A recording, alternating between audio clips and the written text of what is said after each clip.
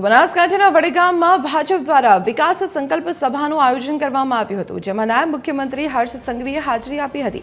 Vadgam APMC નજીક યોજાયેલી આ જંગી સભામાં મોટી સંખ્યામાં લોકો ઉમટ્યા હતા। આ દરમિયાન હર્ષ સંઘવીએ કોંગ્રેસ પર આકરા પ્રહાર કર્યા હતા।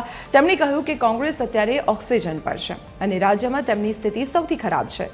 સાથે જ તેમણે 1400ને ગામમાં ન ઘૂસવા દેવા અપીલ કરતા ઉમેર્યું કે આ ચૂંટણી કોંગ્રેસના ઇતિહાસની સૌથી મોટી હાર સાબિત થશે।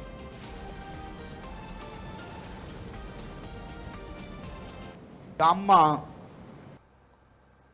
કોઈ ગામના દુશ્મનોને પેસવા નહીં લેતા।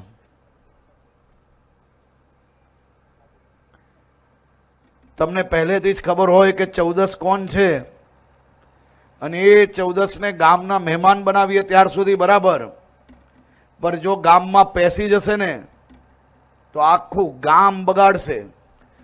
એટલે ભારતીય જનતા પાર્ટીના ઉમેદવારોને મત આપીને જીતાડીને આપણે વધુમાં વધુ ઝડપથી આપણા ગામો સુધી વિકાસ હજી વધુ પહોંચાડીએ તેવી વિનંતી કરવા હું અહીંયા આવ્યો છું।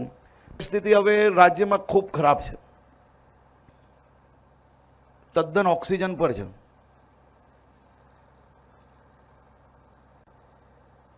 હા, શું કહો છો? ઓક્સિજનનો બાટલો ના આપીએ, એ ઓક્સિજન પર છે, પણ લોકો આ વખતે હિસાબ કરીને ઓક્સિજન પાછું ના ખેંચી લે તેવું પાક્કું બને એવું લાગે છે મને।